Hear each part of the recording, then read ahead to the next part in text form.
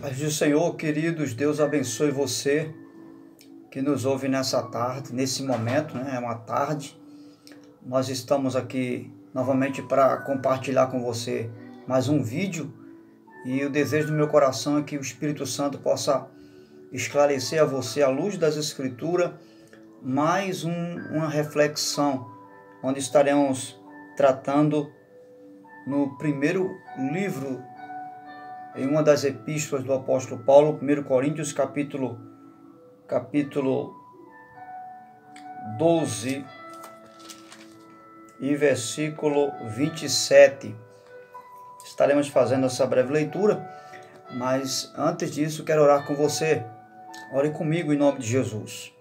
Querido Deus, amado Pai, te louvamos pela bênção de poder estar aqui compartilhando a Tua palavra.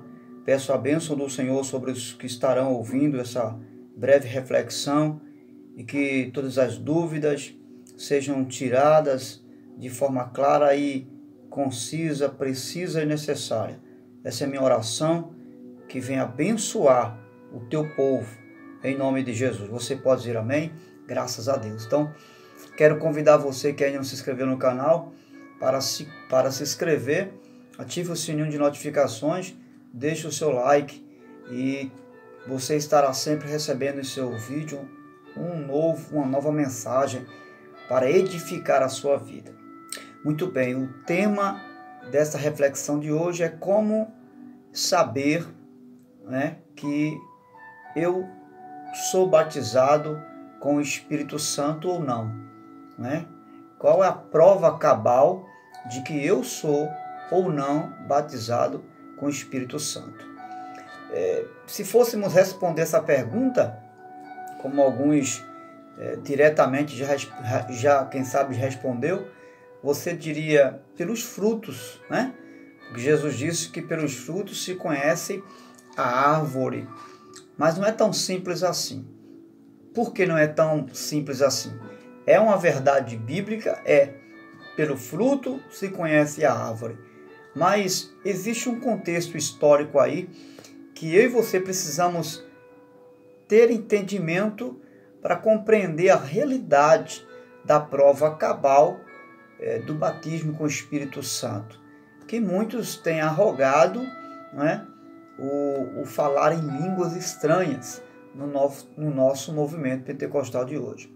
Mas escute, historicamente falando, antes do movimento pentecostal, a compreensão dos nossos irmãos que nos antecederam, era que o batismo com o Espírito Santo ocorria na conversão e que o falar em línguas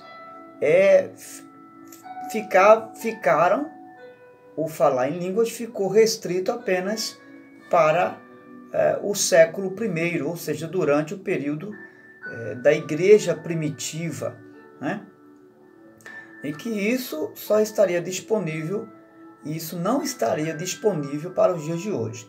Essa é a compreensão, historicamente falando, dos nossos irmãos que antecederam o movimento pentecostal. Ou seja, antes do movimento pentecostal entrar em ação, os nossos irmãos, eles tinham essa concepção à luz da história da igreja. Porém, o movimento pentecostal veio afirmando que o batismo com o Espírito Santo é uma experiência de sua época também, com evidência com as línguas estranhas. Ou seja, a evidência do batismo com o Espírito Santo, segundo o movimento pentecostal, é a evidência do falar em línguas. E isso estaria disponível, sim, para os dias de hoje, ok? Só que, em alguns casos, quando começamos a ler a palavra de Deus, ler a Bíblia, nós vamos entender que o batismo com o Espírito Santo, ele ocorre depois da conversão, Por exemplo, a exemplo do Pentecostes, um dia de Pentecostes, na casa de Cornélio, quando Pedro também, após o Pentecostes, Pedro visita a casa de Cornélio, um gentil, então lá também eles se convertem, aceitam Cristo e passam a ser batizados com o Espírito Santo, com evidência do falar em línguas. Quando Paulo chega em Éfeso, também encontra um grupo de gregos lá que se converteram ao judaísmo, ao cristianismo, e eles também são batizados com o Espírito Santo. Paulo vai encontrar também alguns apóstolos de João, em número de 12, discípulos de João Batista. Eles também desconhecem a respeito do Espírito Santo, do batismo, e também são batizados quando Paulo impõe as mãos sobre eles. Eles são batizados com o Espírito Santo, e a evidência ali também é o falar em línguas estranhas. Então você vai observar que primeiro ele se converte e depois é batizado com o Espírito Santo. Só que as pessoas pegam esses exemplos do Antigo Testamento, no que diz respeito à vida dos apóstolos da igreja primitiva, e arrogam esses exemplos para os dias de hoje, certo? As pessoas trazem esse cenário do século I, que aconteceu com a igreja primitiva, foram batizados com o Espírito Santo, e em consequência desse batismo veio o falar em línguas, e trazem para os dias de hoje. Só que detalhe, o que nós precisamos entender, historicamente falando, precisamos ter essa compreensão na história do tempo. Por que aconteceu o batismo com o Espírito Santo e em seguida o falar em línguas estranhas naquele momento? A gente precisa entender que a igreja estava vivendo, a igreja dos apóstolos, ela estava vivendo um período de transição, de mudanças. Que mudanças são essas? Uma dessas mudanças era exatamente a mudança da aliança. Como assim? Os cristãos, os judeus estavam saindo da velha aliança, e estavam entrando numa nova aliança, na pessoa do seu Jesus.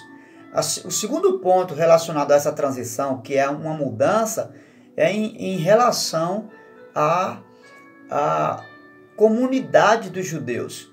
Você observa que os judeus, eles não tinham comunhão com os samaritanos, eles não se falavam com os samaritanos, eles não tinham comunhão com os pagãos, eles não tinham comunhão com outros povos da sua linhagem. Era uma contradição ter comunhão e ter ligação com outros povos que não fossem judeus, porque não tinham a aliança baseada na aliança de Abraão. Então, a aliança do Antigo Testamento era somente para Israel. Por esse motivo, outros povos que não tinham essa aliança, eles descartavam como pessoas excluídas do povo judeu, da aliança de Deus. Então, o que acontece? O que nós queremos dizer com isso? É que essa manifestação do falar em línguas, no batismo com o Espírito Santo, na época dos apóstolos, foi simplesmente um acontecimento daquela época. Ou seja, eles trouxeram aquela manifestação do batismo com o Espírito Santo, e como consequência o falar em línguas, foi uma ação soberana de Deus para um propósito definido, para algo que Deus estava querendo fazer no que diz respeito à nova aliança. Por exemplo, observe o mesmo batismo que houve do Espírito Santo, que houve com os discípulos no Pentecostes, e em decorrência o falar em línguas, aconteceu também quando eles vão evangelizar os samaritanos, porque na ordem imperativa de Jesus, que foi que Jesus falou? Ide primeiro pregar em Jerusalém, depois de Samaria, aos gentios e até os confins da terra. Observe que Jesus faz questão de mencionar Jerusalém, Samaria, gentios e confins da terra. Por que Jesus está mandando eles evangelizar Samaria, justamente um povo que eles não tinham associação? Porque a antiga aliança dividia, separava, mas agora a nova aliança une esses povos. Então, quando eles vão evangelizar os samaritanos, os gentios e os outros povos gregos que não tem nada a ver com os judeus, o que acontece? A Bíblia vai dizer que eles também, quando evangelizam os samaritanos, eles são batizados com o Espírito Santo, e a mesma manifestação do Espírito Santo no falar em línguas aconteceu com os samaritanos. Quando eles vão evangelizar os gregos, que eles são batizados com o Espírito Santo, também a mesma manifestação no falar em línguas acontece ali no batismo com o Espírito Santo. Quando eles vão evangelizar os gentios, os pagãos, que não tem nada a ver com eles, a mesma manifestação do batismo com o Espírito Santo que houve com eles, também o falar em línguas vem em evidência com o batismo com o Espírito Santo. Por que Deus permitiu então que eles fossem batizados no Pentecostes com a manifestação do falar em línguas? Justamente para que, quando eles fossem evangelizar os outros povos que eles não aceitavam, e Deus estaria confirmando, conferindo a inclusão desses povos pagãos, desses povos que não tinham aliança com eles, no meio da igreja. Deus estava dizendo, olha, esses povos também agora fazem parte da igreja. Podem associá-los ao corpo místico de Cristo, porque eles também são meu povo. Eu também faço aliança com eles por meio do corpo de Cristo, que é a igreja. Ou seja, Deus estava dizendo, aceitem eles, recebam eles agora, porque eu estou conferindo o que fiz com vocês, conferindo com eles também.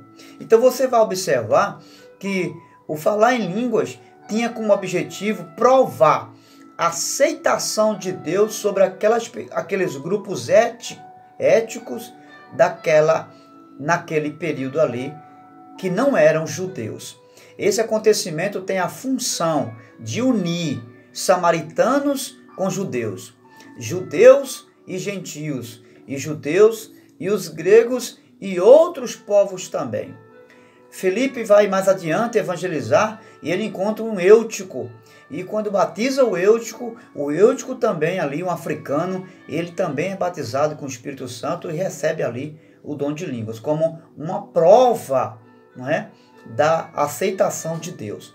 Veja o que Paulo diz aqui em 1 Coríntios, no capítulo 12, versículo 14. Essa é a nossa leitura do texto base. Ora, vocês são o corpo de Cristo. Ou melhor, capítulo 12, versículo 13. Pois em um só corpo todos nós fomos batizados em um único Espírito, quer judeus, quer gregos, quer escravos, quer livres. Todos nós foi dado a beber em um único Espírito. Então você vai observar que o batismo com o Espírito Santo hoje é visto como uma ação, daqueles que recebem Cristo e que se arrependem dos seus pecados. É assim que é visto o batismo com o Espírito Santo.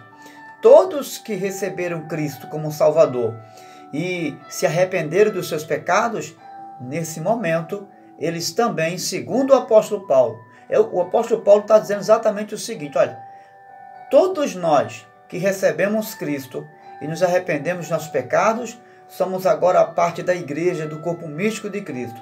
E agora recebemos o mesmo Espírito. Todos vocês beberam do mesmo Espírito. Ou seja, todos vocês receberam o Espírito Santo. Então, hoje o batismo com o Espírito Santo, ele não é conferido ou confirmado pelo falar em línguas. Não, Senhor. Hoje o batismo com o Espírito Santo é reconhecido pelo novo nascimento. Lembra que falamos adiante? Se você fosse responder, você dizia, pelos frutos se conhece a árvore. O novo nascimento manifesta nessa pessoa o fruto do novo nascimento, ou seja, a nova criação. E o batismo com o Espírito Santo, ele é conferido por essa transformação, por essa regeneração, que é uma obra manifestada, ou seja, gerada pelo próprio Espírito Santo na nossa vida. Não tem como ser regenerado sem a presença ou o batismo com o Espírito Santo. É impossível haver regeneração sem o batismo com o Espírito Santo. Então, a partir daí, essa pessoa pode ter uma experiência maior com Deus. Ou seja, ela pode ter dom de línguas, ela pode ser uma pessoa cheia do Espírito Santo, ela pode ter dons de cura e ter diversidade dos dons do Espírito Santo. A partir do momento que ela aceita Cristo como Senhor e Salvador e se arrepende dos seus pecados. Então ela recebe o Espírito Santo, dali por diante ela vive aí a vida na pessoa do Espírito Santo. Então o Novo Testamento nos ensina que o dom de língua não é referido como um dom, é referido como um dom, não como um selo do batismo com o Espírito Santo. Isso é importante entender, tá certo? Paulo diz que nem todos, se você for ler capítulo 12 de 1 Coríntios, versículo 12 e versículo 13, ele vai dizer, nem todos receberam, ou melhor, falam em línguas estranhas. Olha o que diz o capítulo 12, versículo 29. São todos apóstolos? São todos profetas? São todos mestres? Nem têm todos o dom de realizar milagres? Têm todos os dons de curar? Falam todos em línguas? Paulo está fazendo uma pergunta. Porventura falam todos em línguas? Ele diz, claro que não. Não é? E veja que nem todos, o fato de alguém ser batizado com o Espírito Santo, nem por isso fala em línguas estranhas. Porque o dom é um dom, não é um selo do batismo com o Espírito Santo. Ok? Então eu quero finalizar aqui fazendo essa pequena diferença, né? A diferença que existe do batismo com o Espírito Santo em Atos dos Apóstolos e para hoje é que com a igreja primitiva, veja bem, o falar em línguas veio como uma marca para comprovar a aceitação de Deus dentro de alguns grupos étnicos dos judeus, certo? Hoje se manifesta como um dom do Espírito Santo e não como um selo do Espírito Santo. E é importante notar que a natureza das línguas não era de anjo. A natureza das línguas estranhas era de homens, eram idiomas de homens. Não estou dizendo com isso que não haja manifestação da língua dos anjos, ok? Porque Paulo vai conferir que, ainda que falasse a língua dos homens e a língua dos anjos, se não tivesse amor, nada seria. Então, existe sim língua dos anjos. Porém, a natureza daquelas línguas ali não era dos anjos, mas sim dos homens, ok? E o fato da manifestação daquela língua foi para provar a aceitação de Deus dos pagãos no meio da igreja dos judeus. Deus te abençoe.